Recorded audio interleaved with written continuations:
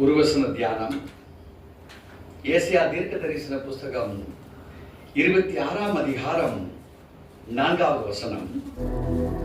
கர்த்தரை என்றென்றைக்கும் நம்புங்கள், கர்த்தராகிய யெகோவா நித்திய கண்மலையாய் இருக்கிறார்.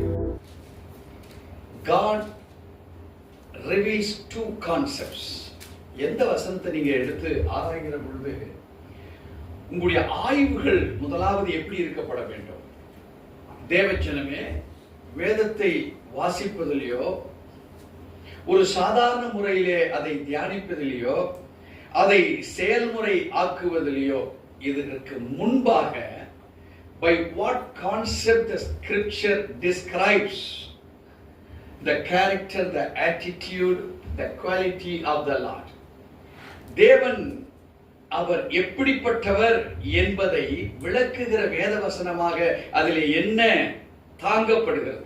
எப்படி ஒரு புடலங்காய் செடியை பார்த்தீங்கன்னா வீட்டில் வளர்க்கும் போது அதுக்கு ஒரு பந்தலை போட்டு அது ஒரு புடலக்காய் பிஞ்சு வந்த உடனே வீட்டில் உள்ளவங்க என்ன செய்யறோம்? ஒரு நூல், ஒரு கல், அதுக்கு ஏற்ற அந்த பிஞ்சுக்கு ஏற்றது தான் கட்டணும். பெருசா கட்டினா பிஞ்சுக்கு நூல் கொடுத்துரும். அந்த பிஞ்சுக்கு ஏற்றபடி அதனுடைய டெயில், அது வளர்ற டெயில் அதை கட்டி விட்டுறாங்க. அப்ப என்ன செய்து அந்த புடலங்காய் இந்த வெயிட்டுக்கு ஏற்ற மாதிரி நல்ல லென்த்தா வந்து இறங்குது. தேவச்சனமே, it is after all an vegetable, but when we guide the knowledge to the vegetable, அந்த வெஜிடபிளுக்கு ஒரு அறிவை புகட்டுறோம். என்ன அறிவை புகட்டுறோம்? டேய், நீ அப்படியே சொல்ற கூடாது. என்ன செய்யணும்? உனக்கு பின்பாக ஒரு கல் கட்டி தொங்க விட்டப்படுறதுக்கு நீ நீட்டா தான் வளரணும். இப்ப ஆண்டவர் சொல்லுகிறார், we have accepted the Lord, the Savior power is upon us. ரட்சகருடைய வல்லமை யார் மேல இருக்கு? நம்ம மேல இருக்குது. இப்ப ஆண்டவர் சொல்றார், ரட்சிக்கப்பட்டிருக்கிற நம்முடைய வாழ்விலே நீ எதுவாக இருக்க வேண்டும்? ஒருவேளை எதுவாக இல்லை. இந்த வேத வசனம் ஒரு ரூட்டை நமக்கு காமிக்குது. ரட்சிப்புக்கு பெற்றிருக்கிற நீ, அந்த ரட்சிப்பை பெற்றிருக்கிற நீ யாராக இருக்க வேண்டும்? கர்த்தரை என்றென்றைக்கும் நம்புகிற ஒரு அனுபவம். பல சூழ்நிலைகள்ல நம்ம நம்பிக்கையற்று போயிடுறோம். பல சூழ்நிலையில அவரை கேட்டு போறதில்லை. பல சூழ்நிலையில நம்ம அவரை மதிக்கிறதே இல்லை. பல சூழ்நிலையில அவரை நாம் நினைவு கூறுவதே கிடையாது. என்ன ஆயிடுது? நம்முடைய சுயம். ஒருவேளை இந்த போன் இருந்தா இந்த போன் நம்மை ஆளுகை செய்கிறது. ஒருவேளை ஆகாரம் இருந்தா ஆகாரம் நம்மளை ஆளுகை செய்கிறது. ஒரு thirst, தண்ணி தாக எடுக்கிறது. ஆண்டவரேன்னு சொல்றதை காட்டிலும் முதல்ல போய் தண்ணியை குடிச்சிட்டு ஆண்டவரே தண்ணி கொடுத்தீங்க ஸ்தோத்திரம். இப்ப தண்ணி இருந்திருக்கணும், உனக்கு குடிக்கிறதுக்கு பெலன் இருந்திருக்கணும், அதை குடிச்சு ஹார்ட் அட்டாக்கா வராம இருந்திருக்கணும். நீ டக்குன்னு தண்ணி குடிச்சவன் கீழே வந்து போட்டுன்னு போயிடுவோம்னு இருக்கிறான், அழைச்சிடும். So தேவச்சனமே, what should be adopted first in our knowledge? ஒரு புடலங்காவுக்கு ஒரு கயரும் கல்லும் ஒரு நாலேஜை புகட்டுகிறது. அதுக்கு ஆறறிவு இல்லை. அதை என்ன கைட் பண்றோமோ அந்த கைடன்ஸ அந்த புடலங்காய் எடுத்துக்கிட்டு தானாக தன் வளர்ச்சியை மக்கள் மத்தியிலே நிரூபித்து காண்பிக்கிறது. அப்படிதானே? உண்மைதானே? அது சுருண்டுதான் மறுபடியும் இல்ல. it does its work when it is being guided. அது தன்னுடைய பணியை அது கற்றுக் கொடுக்கிற பொழுது அது கடைபிடிக்கிறதா இருக்கிறது. தேவச்சனமே, இன்னைக்கு நீங்களும் நம்முடைய வாழ்விலும் ஏன் பிரச்சனை தெரியுங்களா? ஒரு நல்லா இருக்கிறவனை கூட கெட்டு போனவன் கெடுத்துறான். நல்லா கவனிச்சீங்க. ஒரு கிறிஸ்தவன் நல்லா இருக்கிறான்னா ஒரு கெட்டு போனவன் பல கெட்டு போன கூட்டு போய் நல்லா இருக்கிறவனையும் கெடுத்துறான். உதாரணமா ஒரு பினான்சியல் கிரைசிஸ். இப்போ ஒரு பிரச்சனைகள் நமக்கு இருக்கு. நம்ம இந்த பிரச்சனையை தீர்க்கிற ஒரு நபர் யாரோ ஒருத்தர் சொன்னார், இவர் கொஞ்சம் நல்ல மனுஷன்பா. அவ்வளவுதான். அந்த வீட்டுக்கு முன்னாடி என்ன ஆகுது? ஒரு நாள் 2 பேர் நிற்கிறான், 2வது நாள் 4 பேர் நிற்கிறான், அந்த வார கடைசியில 100 பேர் போய் நிற்கிறான் அந்த வீட்டுல. இப்ப தேவச்சனமே, அவர் இருக்கிற வரைக்கும் செய்யறார், நல்லது செய்யறார், சாப்பாடு கொடுக்கிறாரு, வஸ்திரம் கொடுக்கிறார், எல்லாம் கொடுக்கிறார். அவர் கடவுளா? கிடையாது. அவருக்கு எந்த அளவு கைட் பண்ணப்பட்டிருக்கோ அந்த கைடன்ஸ் வரைக்கும் தான் அவரால் போக முடியும். அவர் கையில என்ன இருக்கோ அவர் செய்ய முடியும். தேவச்சனமே, அவர் செய்கிற பிரகாரம் நான் வளர்ச்சி அடைய வேண்டும் என்று ஒரு தரித்திரவான் நினைப்பானால், ஒரு கஷ்டத்துல இருக்கிறவன் நினைப்பானால், ஒரு பிரச்சனையில் இருக்கிறவன் ஏன் பிரச்சனை தீர்ப்பது மாத்திரமல்ல பல பிரச்சனை தீர்ப்பதற்காக தான் கர்த்தர் எனக்கு ரட்சிப்பு என்கிற ஒரு கைடன்ஸை கொடுத்திருக்கிறார். இந்த ரட்சிப்பு எனக்கு என்ன சொல்லிக் கொடுக்குது தெரியுங்களா? கர்த்தரை என்றென்றைக்கும் நம்பும்படியான ஒரு ஸ்லாக்கியத்தை எனக்கு கொடுத்திருக்கு. அது கஷ்டமா இருக்கலாம், பாரமா இருக்கலாம், ஆவிக்குரிய விஷயங்கள் அறியாமையா இருக்கலாம், உலக பார்வையில எதை பேச வேண்டும் எது பேசக்கூடாதுன்னு தெரியாதவனா இருக்கலாம், ஸ்பிரிச்சுவல் வாழ்க்கையில எதை பேசணும் எதை பேசக்கூடாது என்று தெரியாதவனா இருக்கலாம். ஆனா உனக்கு எப்பேற்பட்ட கிரியைகளா இருந்தால், இன்னைக்கு கூட சங்கீதத்துல இந்த வசனத்தை நான் பார்க்கும்போது ஒரு சந்தோஷப்பட்ட சரியான வசனமா இருந்தது. அந்த 109:17 பாத்தீங்கன்னா சொல்லுது, சாபத்தை விரும்பினான். வேதம் எப்படி தெளிவுபடுத்து? ஒரு கிறிஸ்தவன் கூட அறியாமை என்னது? சாபம். எது எப்படி எங்க நான் ஏன் பொய் சொல்லணும்? இன்னைக்கே நான் காலையில பொய் சொன்னேன். இன்னைக்கு காலையில பொய் சொன்ன பல கிறிஸ்தவர்கள் இருக்கிறோம் இந்த உலகத்துல. இன்னைக்கு நேரத்துக்கு வராத பல ஊழியக்காரங்க இருக்கிறோம் இந்த உலகத்துல. இந்த நேரத்துல எந்த இடத்துல எதை பேச வேண்டும் என்று அறியாதவனாய் வாழ்ந்து கொண்டிருக்கிற பலவிதமான கிறிஸ்தவர் மேன்மைப்பட்டவர்கள் இருக்கிறார்கள் இந்த உலகத்துல. ஆனால் இங்கே ராகத்தலைவனுக்கு ஒப்புவிக்கப்பட்ட இந்த தாவீது சங்கீதம் என்ன சொல்லுது? அவன் தன்னை என்னவாக எண்ணினான் என்பதை வெளிப்படுத்துகிறான். அங்கே சொல்லுகிறது, சாபத்தை விரும்பினான், அது அவனுக்கு வரும். நீ எதை பொய் சொல்ல விரும்பி நீ எதை சொல்லிட்டியோ உள்ள விரும்பின வாயால சொல்லிட்ட. இந்த செல்போன்ல இதை பேசக்கூடாதுன்னு இருக்குது, ஆனா இதை எடுத்துட்ட, இதை நீ பேசிட்ட. இச்சிக்க கூடாது, பணத்தை இச்சிக்க கூடாது, பொருளை இச்சிக்க கூடாது. என் ஆண்டவருக்கு செய்கிற ஊழியமாக ஒரு விசுவாசி நினைச்சானா, அந்த விசுவாசி ஊழியக்காரனா மாறும்போது அவன் தான் உண்மையுள்ள ஊழியக்காரனா இருப்பான். விசுவாசியே அவன் திருடன், விசுவாசியே போக்கிரி. பேருக்கு ரட்சிப்பு, பேருக்கு அவருடைய வல்லமை, பேருக்கு அவருடைய வரம். இந்த வரம் கிறிஸ்து கொடுத்து நடக்குதா இல்ல அசுத்த ஆவி கொடுத்து நடத்துதான்னு அவனுக்கே தெரியாது. நம்ம தேவனை குற்றப்படுத்துவதற்கோ, பக்கத்து வீட்டுக்காரனை குற்றப்படுத்துவதற்கோ, ஒரு ஊழியக்காரனை குற்றப்படுத்துவதற்கோ இல்ல, நான் ஜெபித்து பார்த்தேன், முழங்காலிட்டு பார்த்து ஜெபித்து பார்த்தேன், உபவாசம் இருந்து ஜெபித்து பார்த்தேன், என் தேவன் எனக்கு தூரமா இருக்கிறார் என்று நீ சொல்லுவாயானால் தேவன் தூரமா இல்ல, உன் செயல்பாடு ஒன்ன தேவனுக்கு பின்பாக எங்க உன்ன தூரமா கொண்டு போச்சு. அவருக்கு முன்பாக நிற்கப்பட வேண்டிய நீ.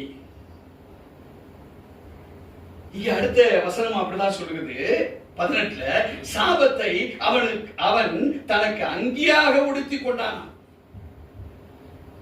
அவன் வாழ்க்கையில என்ன மாதிரி அங்கியா உடுத்தி கொண்டான்? தான் தேவனுக்கு முன்பாக நான் நீதிபதியா இருக்கிறான் சொல்லி சாபத்தையே நீதியா மாத்தி அவன் நினைச்சிருக்கிறான். ஆனா சபிக்கப்பட்ட ஒரு வாழ்க்கை, வேதாகமத்தை கையில வைத்திருக்கிற ஒரு வாழ்க்கை, வீட்டுல வசனங்கள் மாற்றி வைத்திருக்கிற ஒரு வாழ்க்கை, எங்க பேசணும் கர்த்தர் என்னை நடத்துகிறார் என்று சொல்லுகிற பொய்யான சாபத்தின் வாழ்க்கையை அவன் சொல்லிக் கொண்டிருப்பான். ஆனால் அவன் சொல்றது வார்த்தை மாத்திரமல்ல, அவன் மேல் இருக்கிற அங்கியும் என்னவா இருக்குது? பொய் உரைக்கிற வார்த்தைகளினால் அந்த அங்கி எப்படி அவன் சரீரத்தை மறைத்து வைத்திருக்கிறதோ, அவன் பொய்யை மறைத்து அவனை ஒரு ஊழியக்காரனை போலவோ, ஒரு விசுவாசியை போலவோ, தேவனுக்கு உகந்த காணிக்கையாய் செலுத்துகிற ஒரு மனுஷனை போலவோ அவனை பாவ வஸ்திரங்களால் தன்னை மூடி வைத்திருக்கிறான் தேவச்சனமே. அது மாத்திர 18 சொல்லுகிறது, அது அவன் உள்ளத்தில் தண்ணீரை போலவும் அவன் எலும்புகளில் எண்ணெயை போலவும் அது பாய்கிறது. அப்ப இதுல இருந்து என்ன தெரியுது? அவன் டோட்டலா the spirit of evil நால நடத்தப்படுகிறான். ஆனா டோட்டலா அவன் சொல்றான், என்ன ஆண்டவர் நடத்துறாரு, என்ன ஆண்டவர் பலப்படுத்துகிறாரு, எனக்கு ஆண்டவர் நிறைய கொடுத்திருக்கிறாரு, எனக்கு வேத வசனங்கள் நிறைய தெரியும், எனக்கு வரங்கள் இருக்கு, என்கிட்ட பலவிதமான கனி இருக்கு. ஆனா ஆண்டவருக்கு தெரியும், ஒருவனும் ஒரு காலம் இடத்தில் வரான் என்று சொல்லி வைத்திருக்கிறார். தேவச்சனமே, அப்போ உங்ககிட்ட வர்றவங்க எல்லாம் இப்ப யாரு? உன்னை போலவே சபிக்கப்பட்டவன் தான். இனத்தோட சேர்றது. ஆண்டவர் சொல்றாரு, நம்முடைய வாழ்விலே எதை குறித்துதான் இருக்கப்பட வேண்டும்? அந்த ஏசாயா 26:4 சொல்கிறது, கர்த்தரை என்றென்றுக்கும் நம்புங்கள், கர்த்தராகிய யெகோவா தான் உனக்கு நித்திய கன்மலை. அந்த கன்மலையில உன் வாழ்க்கையை கட்டு, அந்த கன்மலை மேல உன் வசனத்தை கட்டு, அந்த கன்மலை மேல உன் ஊழியத்தை கட்டு, அந்த கண்மலை மேல் உன்னையும் உன் மனைவியும் உன் பிள்ளைகளையும் உன் சொந்த பந்தங்களை வைத்து நீ பார்க்கிறவனாய் நீ மாற ஆரம்பி. உனக்குள்ள நீ உன் மனைவியை குற்றப்படுத்துற, உன் பிள்ளைகளை குற்றப்படுத்துகிற, உன் ஆசான குற்றப்படுத்துகிற, மறைவில யார் யாரை பற்றியோ குற்றப்படுத்துகிற, நேரில் வருகிற பொழுது நீ குற்றப்படுத்த மாற்றுகிறாய். உன் வாய் எதை சொல்லிச்சோ அந்த குறிப்பிட்ட நபரை பேசுகிற பொழுது நீ என்னைக்கு பேசலையோ உனக்குள்ள அநியாயம் அது வேறு ஊன்றிக் கொண்டிருக்கிறது என்று அர்த்தம். புத்தகங்களா பாஸ்டர்? உள்ளத்துல அந்த நபர் இல்லைன்னா பேசுகிற பேச்ச அந்த நபர் இருக்கும் போது ஏன் பேச மாட்ட? பயமா? அதால என்ன செய்வான்? பயமா? அப்ப பேசாத, அத மறைவுல கூட பேசாத. அப்ப சாபத்தை என்ன பண்ற? ஷால்வியா எடுத்து போட்டுக்கிற, வேண்டாத வார்த்தையை பேசிக்கிட்டு இருக்கிற, வேண்டப்பட்ட ரகசியங்களை கர்த்தருடைய வார்த்தைகளை தியானிக்கிறதுக்கு பதிலாக எவனையோ எங்கேயோ எதையோ செய்தத பல ஆண்டுகளுக்கு அப்புறம் அவன் அப்படிதான் பாஸ்டர், அவன் அப்படிதான் பிரதர், அவன் அப்படிதான் சிஸ்டர். ஏன் இந்த வார்த்தையை பேசுற தைரியம் இருந்தா இன்னைக்கு வாங்க, ஏன் கூட வந்து நில்லுங்க, பேசுவோம். யாருக்கா தைரியம் இருக்கா? ஒரு ஆள் ஒரு குறையும் பேச மாட்டேங்க, எதிர்க்க அப்படியே பம்மருது. யார் ஆண்டவர் நீங்க சரியாய் நினைத்திருப்பீர்களானால் ஆண்டவர் உங்களை என்ன தெரியுமா சொல்றாரு? அதே ஏசாயா 26:3 வாசிக்கிற பொழுது, உம்மை உறுதியாய் பற்றி கொண்ட மனதை உடையவனாக உம்மையே நம்பியிருக்கிறபடியினாலே நீர் அவனை பூரண சமாதானத்துக்குடனே காத்துக்கொள்ளுகிற தேவனாய் இருக்கிறார். இந்த வார்த்தைகள் நம்முடைய இருதயத்துல சொல்லுவாங்க, பசுமரத்துல அடிக்கப்பட்ட ஆணியை போல. ஏன் பசுமரத்தை பச்சை மரத்துல ஆணி சும்மா தட்டிங்க சல்லு சல்லு உள்ள இறங்கும், ஆனா ஒரு காஞ்ச மரத்துல இறங்காது. தேவ ஜனமே, உன் இருதயம் கடினப்பட்டு இருக்குமானால் தேவனுடைய வார்த்தை அது உள்ள இறங்காது. We will be acting before the word of the God. தேவனுக்கு முன்பாக, அந்த வார்த்தைக்கு முன்பாக நாம் ஆக்டிங்ல தான் இருப்போம். என் லைஃப்லாம் எவ்வளவு பாதிக்கப்பட்ட லைஃப், எவ்வளவு பாதிப்பு. ஆனாலும் என்னால செழிப்பா நிக்க முடியாது ஒரே ஒரு காரணம் தான், எனக்கு தேவனை தவிர யாரும் எனக்கு ஹெல்ப் பண்ணி என்னால முடியாது. யாரும் இங்க இருக்கிறவங்க நீங்க கொடுக்கணும்னு நினைச்சா உங்களால கொடுக்க முடியாது. ஏன்னா உங்க நிலைகளே அப்படிப்பட்ட பாதிப்புல தான் இருக்குது. ஆனாலும் எனக்கு ஒரு ஆசை, எல்லாரையும் எப்படியாவது உயர்த்தணும்,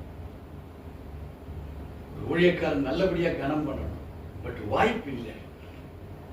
பட் வாய்ப்பு தருவாருங்கிற அவரை கண்மலையாக நான் பார்த்துட்டு இருக்கிறேன். ஆண்டவர்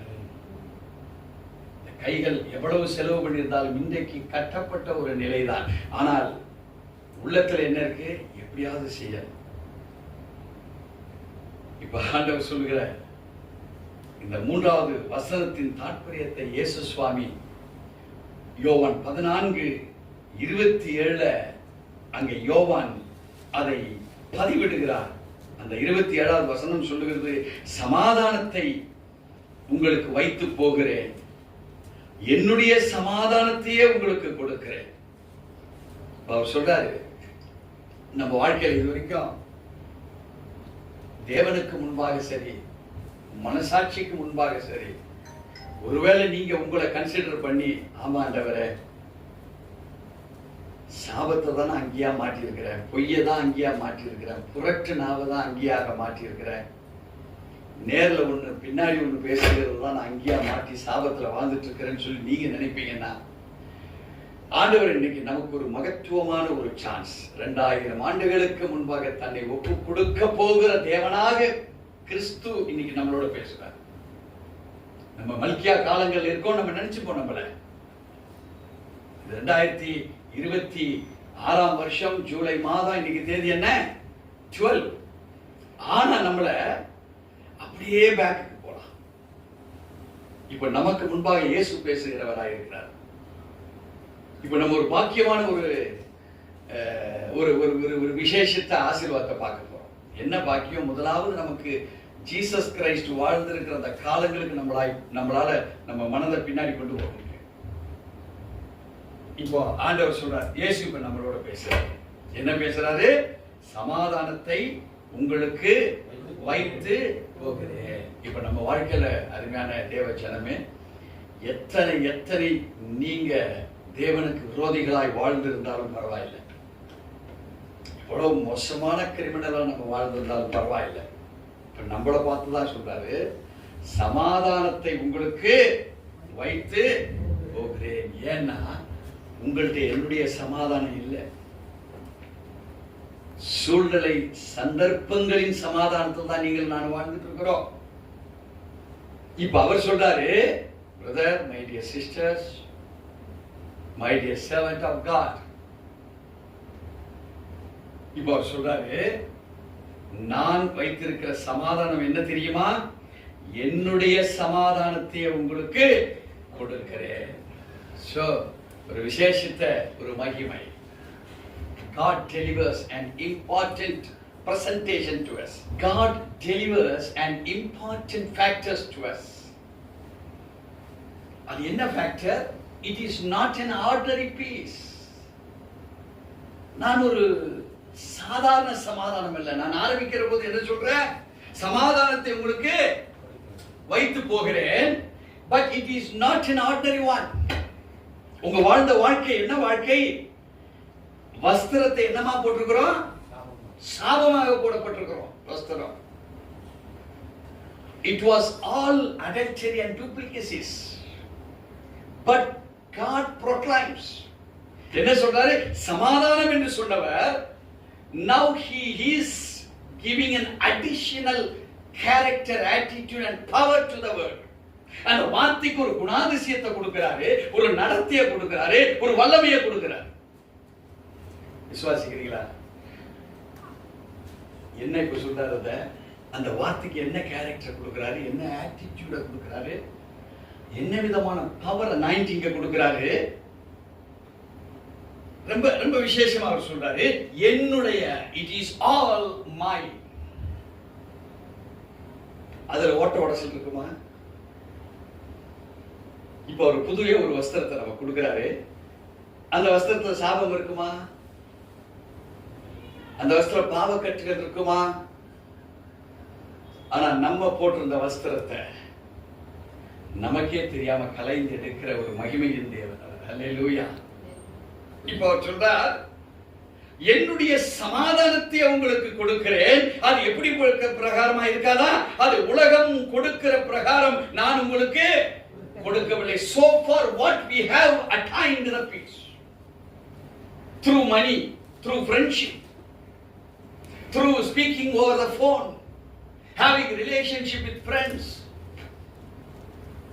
இவையெல்லாம் it is according to the world. தேவச்சனமே, எதை எதை நீ உலக பிரகாரமாக, the channel through the world, whatever you have practiced in your life, உங்க வாழ்வின் ஆதாரங்கள்ல உலக பிரகாரம் அது யாரா இருந்தாலும் சரி,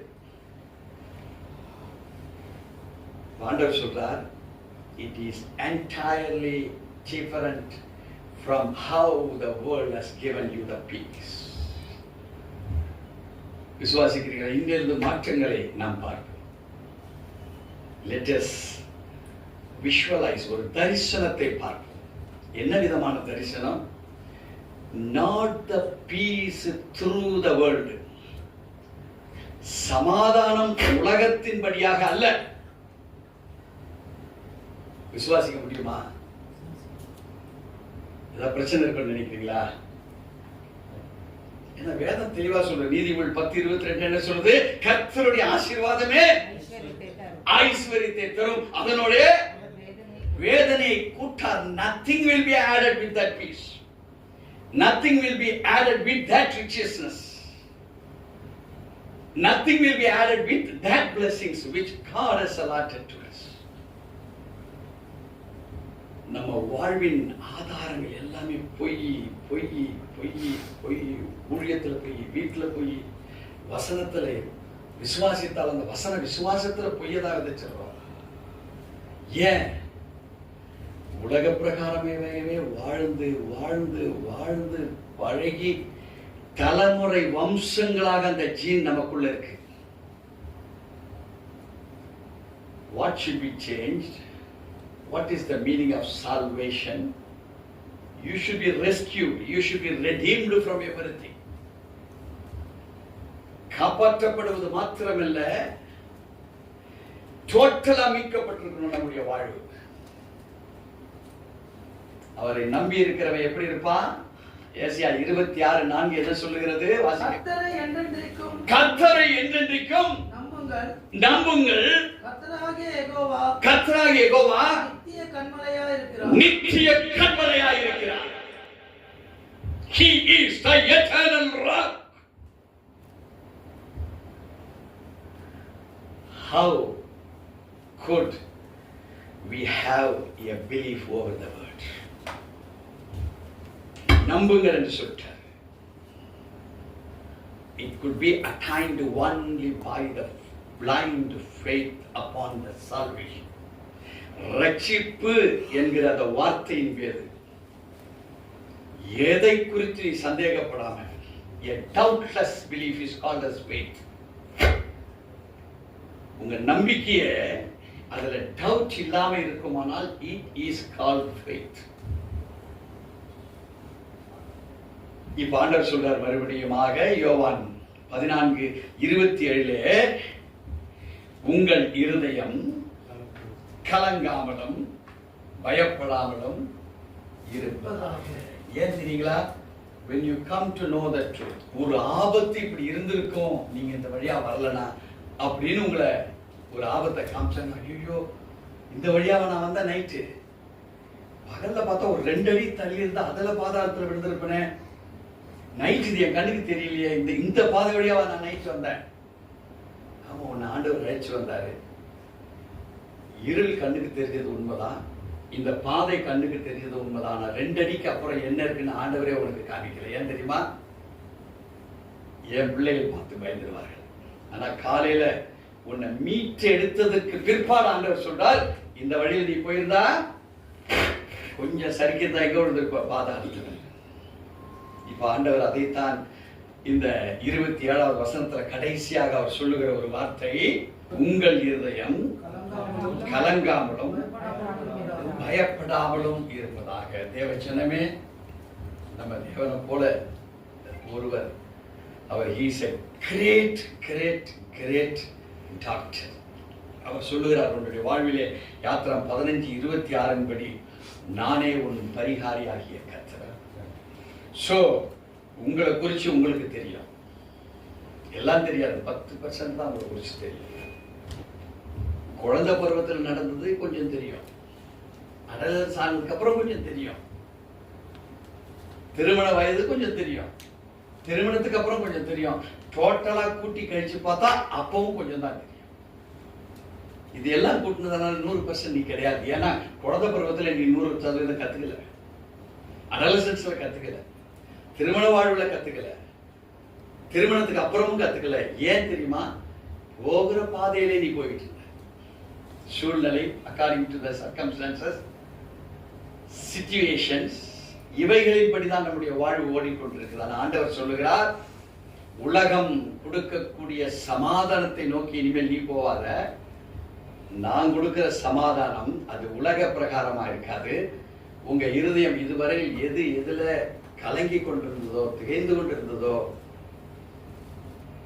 விசுவாசிக்கிறீங்களா? நீங்க எல்லாருமே நான் எல்லாருமே நல்லா இருக்க போறோம், அவ்வளவுதான். அப்ப நீங்க அவருடைய மகிமையை பார்ப்பீங்க. யோவான் 11:40 என்ன சொல்லுது? நீ விசுவாசிப்பாயானால் தேவனுடைய மகிமையை காண்பாய். we will presently see it. நாளைக்கு இல்ல, இன்னைக்கு நீ அதை காண்பாய். காண்பாய் என்பது it is not a past tense or future tense. காண்பாய், you will see it at once. தேவன் நம்மை நடத்துவார். அல்லேலூயா. Hallelujah.